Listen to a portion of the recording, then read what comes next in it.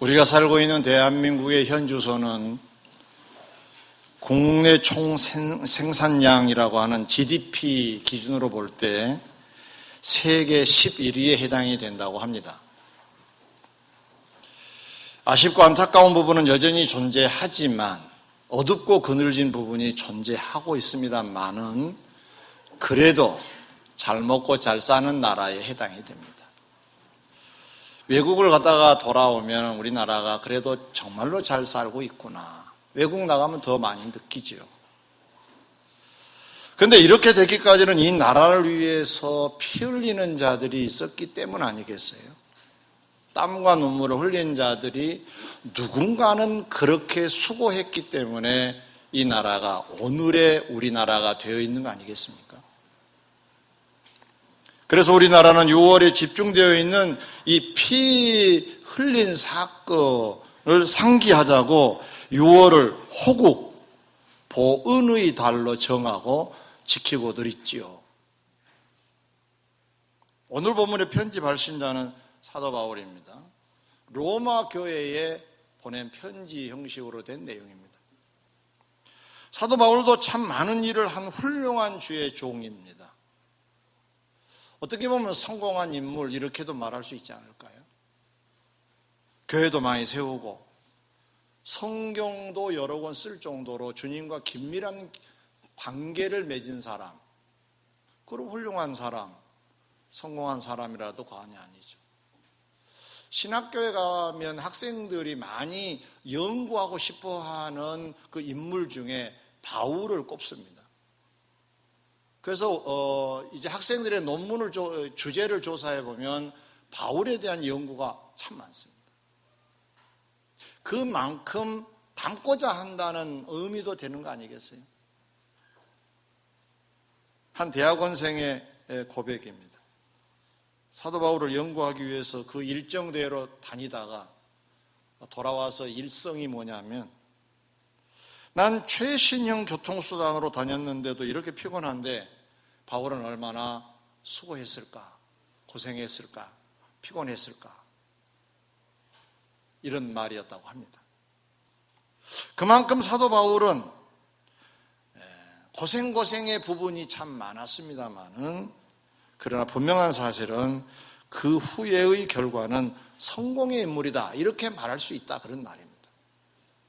그러나 오늘날 대한민국이 여러 사람의 수고, 땀, 눈물, 피 쏟음이 모아져서 오늘의 대한민국, 오늘의 현실이라고 한다면 사도 바울도 혼자 힘으로는 그런 성과를 내기는 불가능했을 거라고 봅니다.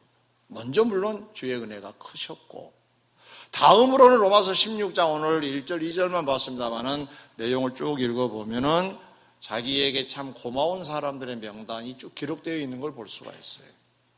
한마디로 말하면 사도 바울도 나라의 국민들이 나라를 위하여 수고한 것처럼 바울이라고 하는 사람이 훌륭하게 되는 데는, 하나님의 그러한 귀하게 쓰임받은 종이 되는 데는 주의 은혜 말고도 많은 사람들의 도움이 있었기 때문에 가능했다는 사실입니다. 그래서 오늘은 교회든 나라든 좋은 공동체, 좋은 사람이 되기 위해서는 어떤 역할이 필요할까? 그 답이 들어있는 본문, 베베라는 인물, 바울에게 어떤 존재였는가를 살펴보면 답이 나올 것 같아서 어떻게 하면 좋은 성도의 역할을 통하여 함께 성공할 수 있을까를 살펴보고자 본문을 소개하게 되었습니다. 첫 번째로, 성도는 어떻게 사는 게 잘 사는 것인가? 성도는 곁에 있는 이웃이 고맙다라고 해주면 이 사람은 잘 사는 사람입니다. 인사받을 만큼의 자리에 있는 사람. 인사하자는 말이 아닙니다. 인사받도록 뭐 해보자, 이렇게는 좀 그렇고, 아무튼 그 자리에 있는 사람. 로마서 16장 2절에 보니까 베베 얘기가 나오죠. 여러 사람과 나의 보호자가 되었다라고 얘기한 것은 도와줌이 있었다 그런 얘기잖아요. 바울이 바울 되는 데 있어서는 베베라는 여인도 한 몫을 했다 그런 말. 근데 이것이 왜 그리 중요하냐 하면은 마태복음 5장 13절로 14절에 보면 성도를 이렇게 비유하고 있습니다. 세상의 소금이고 세상의 빛이다. 빛과 소금 뭐 다 하자 이런 말을 우리가 보통 하는데 그 앞에 전제된 말씀이 세상의 소금, 세상의 빛. 그 무슨 얘기인가요? 세상에서 소금 역할, 세상에서 빛의 역할을 하라는 얘기라. 이건 산상보훈에서 주님이 일찍이 말씀하신 내용이고 보면 주님의 근본적인 뜻이다 이렇게 말할 수 있잖아요. 그런 배경에서 볼 때 이 베베는 소금 역할, 빛의 역할을 한 인물 이렇게 말할 수 있잖아요. 결국 사도 바울이 이렇게 위대하게 된 것은 베베라고 하는 이런 참 귀한 자들이 있었기 때문에 가능했다는 얘기입니다. 다른 각도에서 이 일이 왜 중요한가를 하나 더 살펴보면 고린도전서 3장 9절에 보면 우리는, 그 말은 사도 바울 일행을 말합니다. 우리는 하나님의 동역자들이요 라고 표현을 한 걸 볼 수가 있어요. 주의 일꾼들은 하나님의 동역자라고 합니다. 여러분, 이 주제가 좀 다르죠? 나의 동역자는 하나님이 아니라 하나님의 동역자인 우리라 그랬어요. 그럼 무슨 뜻인가요? 거기에 주관된 분은 하나님이시라는 뜻이에요. 종종 우리가 이 주객이 바뀔 때가 있어요. 내가 주인이고 주님이 나를 그냥 따라다니면서 도와주는 인물로, 그런 존재로 우리가 알게 하시는데 그러지 않습니다. 하나님이 일하시는데 우리가 곁에서 도움이 되고 안 되고가 결정이 되는 것이지 내가 일하는데 하나님이 와서 도와주세요 마세요의 대상은 아니라는 거죠. 하나님의 동역자. 그러면 바울이 하나님의 동역자로 하나님을 도와드리는 자였다고 한다면 베베는 그 도와주는 자를 도와준 거니까 결국은 뭐가 되겠어요? 하나님을 도와드린 셈이 된다는 말이죠. 그래서 중요하다고 말이죠. 그러면 베베라고 하는 이 여인이 사도 바울에게 어떤 역할을 해서 도움 준 사람이라고 우리가 말하느냐? 그의 표현으로 말하면 보호자라고 하는 말을 들을 수 있느냐? 이것을 알기 위해서는 사도 바울의 행적을 알아볼 필요가 있습니다. 고린도후서 11장에 보면 고린도 교회 내에 거짓 교사들이 등장을 해요. 그래서 사도 바울이 없는 사이에 사도 바울을 안 좋게 평가를 합니다. 그는 가짜고 자기들이 진짜라는 거예요. 그래서 편지로 우선 자기를 밝힙니다. 그 비교된 차원에서 어쩔 수 없이 자기 얘기를 늘어놓을 수밖에 없었습니다. 왜냐하면 거짓된 교사들이 잘못 가르쳤던 것이 있기 때문에 이걸 바로 잡기 위해서는 자기 얘기를 할 수밖에 없었어요. 그래서 이렇게 말합니다. 내가 수고를 넘치도록 했다. 옥에 갇히기도 저들보다 더 많이 하고 매도 수없이 맞았다. 여러 번 죽을 뻔하였다. 근데 이렇게만 지금 소개하고 있습니다만은 앞에 뭐가 빠져 있느냐 하면은 주를 위해서 매도 수없이 맞고 주를 위해서 여러 번 죽을 뻔하였다. 주를 위하여서만 지금 빠져 있는 것이지 그걸 전제하시고 들으시면 될 겁니다. 유대인들에게 40에 하나 감한 매를 5번 맞았대요. 그러면 39대가 되겠죠. 39대씩 5차례나 맞았다. 3번 큰 태장으로 맞고 1번 돌로 맞고. 이 이스라엘 사람들은 돌을 치면요, 눈싸움 할 때 있잖아요. 눈싸움 할 때 막 던지죠. 그렇게 던져요. 돌멩이를. 눈을 던진 게 아니라. 그러니까 죽이겠다는 거예요. 돌로 쳐 죽이겠다는 거예요. 그렇게 1번 고역을 치렀고, 3번 배를 타고 가다가 파선을 해서 일주야를 기품해서 보내기도 했다고 합니다. 여러분, 강과 강도와 동족과 이방인의 위험을 당했었고 신의 광야 바다 거지 형제 중에 위험 속에 노출되기도 했다는 거예요. 그들이 나를 죽이려고 할 때가 한두 번이 아니라는 거죠. 또 수고하며 애쓰고 여러 번 자지 못하고 줄이며 목마르고 여러 번 굶고 춥고 헐벗었다고, 그리고 날마다 교회를 걱정하는 마음이 자기를 눌렀다고 비교하면서 내가 저들 말대로 가짜는 아니야, 가짜라면 이렇게 살았겠느냐 하는 것을 설명하고 있습니다. 이런 수고자 곁에서 보호자가 되었다 그러면 상상이 되겠습니까? 자, 보호자라고 하는 말은 자녀에게 부모와 같은 그 자리를 보호자 자리라 그러죠.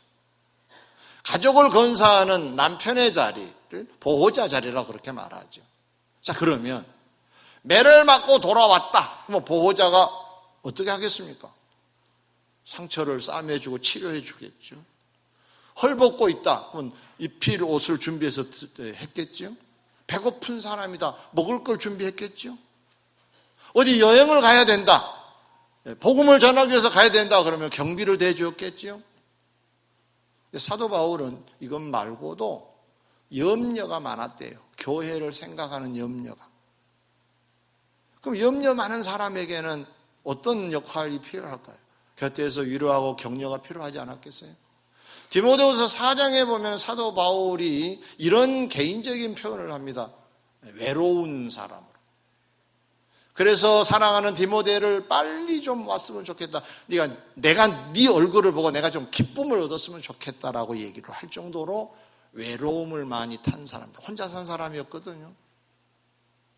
자, 물론 베베가 다 역할을 했다는 말은 아니지만 어느 순간에 사도 바울을 만났을 건데 그 사도 바울을 만날 때가 언제였는지는 알 수 없습니다만은 그때가 배고플 때였다면 먹을 걸 줬겠죠. 그때가 매 맞고 돌아온 때였다면 고쳐줬겠죠. 치료를 해줬겠죠. 고민하면서 외로움에 빠져 있다고 한다면 곁에서 위로와 격려를 해줬겠지요. 사도 바울이 어떻게 어려웠느냐에 따라서 상대적으로 그 도움을 줬다는 얘기입니다. 시도 때도 없이 처음부터 끝까지 동일하게 반만 해준 사람은 아닐 거라고 봅니다. 돈만 주는 사람은 아닐 거라고 봅니다. 늘 말로만 힘내세요라고는 하지 않았지 않겠냐는 거죠. 때에 따라서 필요한 말과 행동을 취했을 거라는 얘기입니다. 그래서 너무 고마워서 나의 보호자라는 말까지 별명으로 붙여주고 있지 않습니까? 성도 여러분, 성도는 어떻게 살자고 지금 제안하고 있습니까? 베베처럼 살자는 얘기잖아요. 어떻게? 누군가에게는 도움이 되는 자로. 꼭 주의 종에게만은 아닙니다. 내 가족에게도, 물론 그건 권면하지 않아도 하실 일이지만 그래도 나와 관계가 가깝게 있든 좀 멀리 있든지 간에 내 주위의 사람들에게 내가 도움을 줘야 한다는 거예요. 어떤 사람은 밖에서는 잘하는데 가족에게 못한 사람이 있어요. 우리 동네에 술을 참 좋아하는 한 아저씨가 계셨어요. 그런데 동네에서 천사라고 별명이 붙였어요. 얼마나 잘하는지.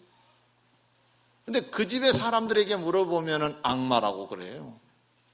그 들어봤더니 집에 와서는 하는 일이 없대. 밖에서는 하는 일이 많아. 대개 보면 남자들이 밖에서 많이 하다 보니까 진이 빠져서 집에 와서는 쉬는 경우가 더러 있어요. 나이가 들면 들수록. 요즘 분들은 많이 안 그렇습니다만은. 그러나 우리가 기억해야 될 것은 가족에게도 잘하고 밖에서도 잘하는 자가 돼야 되지 않겠어요? 그래야 보호자라는 말이 가능하지 않겠습니까? 고맙다고 할 정도로 좀 잘 살아보자 그런 말이죠. 고맙다고. 어떠세요 여러분? 여러분 보고 고맙다고 하는 말을 가끔 들으세요? 어떠세요? 세상을 살아가면서 단 한 차례도 없다. 좀 생각해 봐야 되지 않나요? 또 어떤 사람은 상대적으로 너무 고맙다는 말을 안 해서 못 들을 수도 있어요. 주로 아내들이 많이 그렇다 그래요. 이 동네 말고. 네. 자, 우리 아내들만 한번 해봅시다. 여보, 수고하셨어요. 고맙습니다. 어색한 거 보니까 평상시 못한다는 얘기예요.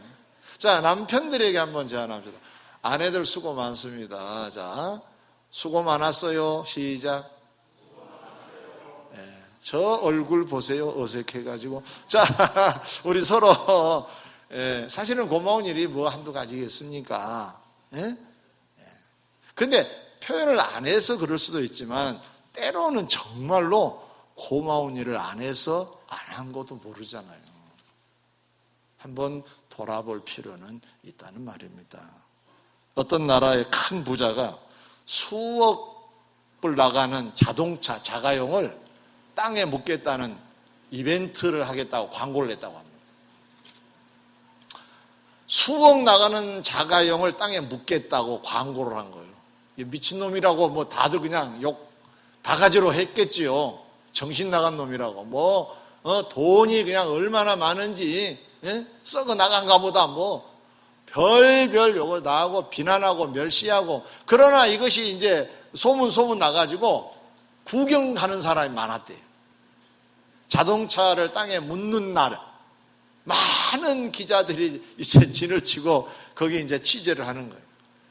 그가 삽을 딱 들고 와가지고 자동차를 이제 땅에 묻으려고 땅을 파기 전에 이렇게 말을 했다는 거예요. 많은 사람들이 이 차보다 비싼데 죽었다는 이유로 땅에 묻어버립니다. 그걸 좀 일깨워 드리려고 내가 땅에 이 차를 묻겠습니다. 여러분, 무슨 얘기인가요? 사실 이분이 이 이벤트를 연출한 것은 장기 기증의 필요성을 역설하고 싶어서였다고 그래요. 사람이 죽으면 다 땅에 거의 묻잖아요. 불에 태우고. 근데 그 장기가 기증을 하게 되면 누군가에게는 심장을, 누군가에게는 신장을, 누군가에게는 간을, 누군가에게는 눈을 주면 살릴 수 있다는 거잖아요. 그러니까 이 차보다 죽었다고 하더라도 그 사람이 비싼 사람인데 왜 묻습니까? 이 차가 지금 땅에 묻는 것을 안타까워하고 이상하게 보시는데 내 눈에는 여러분이 이상하게 보입니다. 이 얘기를 하고 싶었던 거죠. 저는 이 글을 읽으면서 이런 생각을 해봤습니다. 우리는 땅에 묻고 있지 않나? 여러분 생각해 보세요. 자, 내 몸에 붙어 있는 이 오른쪽 팔이, 이게 머리가 이렇게 흩어져서 내려와 있어요. 내 머리가. 그럼 이게 이렇게 해야 될 건 이렇게. 내 손이 하는 일이 오잖아요. 요 놈이 가서 할 수는 없는 거잖아요. 할 수도 있겠지만.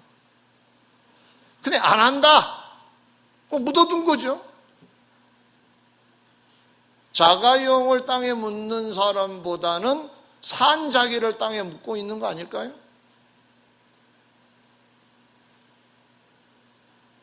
써내, 이게 풀어 써야 되는데 꼭 죽어서만 장기 기증하나요? 살아서 사람을 살릴 수 있는 게 너무 많아요. 예수 안 믿는 사람이 예수 믿으라고 말하는 것은 생명을 살리는 거예요. 이걸 우리가 할 수 있는데 꽉 다물고 있으면 땅에 묻어놓은 우리하고 똑같지 않느냐 그 말이에요. 성도 여러분, 우리는 살아있을 때 누군가를 도운 자로 살아야 해요. 정말 우리가 이 세상을 떠나면 도울 수 없는 영역이 많아요. 누군가에게 격려의 악수 한번, 젊은 아이들에게 희망을 주는 등 한번 두드려주는 일, 누군가에게 따뜻한 미소를 보내주는 일, 누군가가 회복되고 누군가가 살아날 수만 있다고 한다면 이거 우리가 땅에 묻어놓은 듯 아무 일 없는 것처럼 해서는 안 되지 않겠냐는 거죠. 성도는 어떻게 살아야 된다고요? 누군가에게는 도움이 되는 자로. 그래서 상대방이 고맙습니다라고 해줄 수 있도록 살아야 한다는 말씀입니다. 따라합시다. 고맙습니다. 그 말을 여러분들이 들을 수 있도록 사시기를 주의 이름으로 권면합니다. 여러분이 들으시라 그 말이에요. 여러분이. 고맙습니다라는 말을. 근데 하나 더 욕심내서 부탁을 드리면 참자가 들어가면 더 좋겠습니다. 참자는요, 고맙습니다가 좀 깊어질 때 참자를 넣어요. 참 고맙습니다. 그냥 고맙습니다라고 하는 말은 조금 싼 거예요. 다 같이 참 고맙습니다. 자, 우리 옆 사람에게 언젠가 들을 얘기니까 서로 하면서 한번 들어봅시다. 시작. 참 고맙습니다. 참 고맙습니다. 언젠가 들어야 될 거 아니에요. 오늘 들었으니까 또 값은 해야 되겠네. 두 번째입니다. 성도는 어떻게 살아야 할까요? 베베처럼 물론 살아야 되겠다는 내용입니다, 오늘. 그런데 성도에게 이 베베는 어떤 존재냐? 오늘 본문에 보면 그가 여러 사람과 나의 보호자가 되었다라고 해요. 여러 사람이란 말이 나와요. 여기에 두 번째 주제를 정리하려고 합니다. 바울에게만이 아닌 여러 사람에게 보호자 역할을 했다고 합니다. 이게 쉽겠습니까? 나하고 친한 사람이 늘 나보고 고마워, 참 고마워, 미안해, 고마워, 감사해. 요것만 한 것이 아니라 뒷집 사람도, 앞집 사람도, 윗집 사람도, 아랫집 사람도 나만 보면 고맙다고 한다. 이분 잘 사는 거다 그 말이에요. 성도는 다분히 여러 사람에게 고맙다는 말을 들어야 된다. 그 정도로 살아보자 그 말이에요. 그 정도로. 성도로 살면서 교회 내에서 고맙다는 말을 단 한마디도 아직 들어본 적이 없다. 그러면 좀 생각을 해봐야 돼요. 특별히 직분이 높은 사람들일수록 더 많이 이 인사를 받았어야 해요. 수고하셨습니다. 고맙습니다. 감사합니다. 그리고 참자를 붙여가지고. 할렐루야. 내가 아는 한 지인을 좀 소개하려고 합니다. 이분은 참 많은 일을 한 분인데 처음에는 내가 이분을 대할 때 복장도 그냥 허술하고 그렇게 뭐 단정한 것 같지도 않았는데 이제 대화를 해보고 주위의 사람들을 만나보고 하다 보니까 이분이 처음에 아프리카 선교를 갔는데 거기서 참 많은 일을 했더라고. 무슨 뭐 선교센터 같은 것을 지어서 기증하기도 하고, 응? 또 많은 선교사에 후원을 해가지고 생활비를 대주기도 하고. 그런데 필리핀에 한번 같이 갔었는데 필리핀에 갔더니 거기도 이분의 도움을 받은 사람들이 있더라고요. 또 다른 지역의 얘기를 들어보니까 그분들도 이분의 도움을 받았대. 그래서 이분을 만나면 고맙습니다 하고 늘 인사를 하는 거예요. 처음에는 외모적으로 볼 때는 그렇게 막 대단한 일을 한 것 같지 않게 보여서 선입견은 있겠지만 그래서 그냥 보통으로 대했는데 얼마나 존경스러운지요. 한 번은 이제 칠순 잔치를 열게 됐는데 그 자녀들이 잘 되어서 잔치를 아주 거창하게 하려고 이제 준비를 했다고 그래요. 그런데 말리고 교회 중직자들하고 자녀들하고 조촐하게 저녁 식사나 좀 하자 해가지고 이제 하고 그 칠순 잔치를 하려고 하는 그 경비를 다 가져와라 해가지고 필리핀에다가 또 교회를 세웠어. 이제 뭐 칠순잔치는 이제 끝났네요. 그렇죠?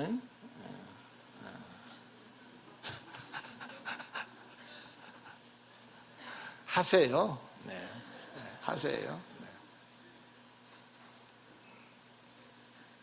그러나 하시면서도 또 의미 있는 이런 일을 하면 얼마나 좋겠냐는 얘기입니다. 이런 것들만 남는 거 아닐까요? 이 다음에 주님 앞에 섰을 때에 결국 이런 것만 남는 거 아니겠어요? 그렇죠? 우리가 먹고 우리가 자고 입고 그건 남지 않아요. 그냥 없어지고 말아요. 그것은. 근데 딱 남아서 주님 앞에 평가가 되어지고 칭찬받는 게 뭐냐 하면은 이런 것들이에요. 많은 사람들이 고맙습니다라고 하는 그 내용의 그것만 남아요. 많은 사람들에게 은혜를 끼쳤다는 얘기죠. 많은 사람들에게 감동을 줬다는 얘기죠. 하나님 앞에 영광을 돌렸다는 얘기죠. 이거 우리 한 건으로 만족하지 말자는 얘기입니다. 두 번째로는 베베처럼 좀 여러 사람이 날 보고 고맙습니다라고 할 수 있도록 살면 좋겠다는 말입니다. 아멘. 네. 요즘 텃밭에서 상추 재배하신 분들이 있죠.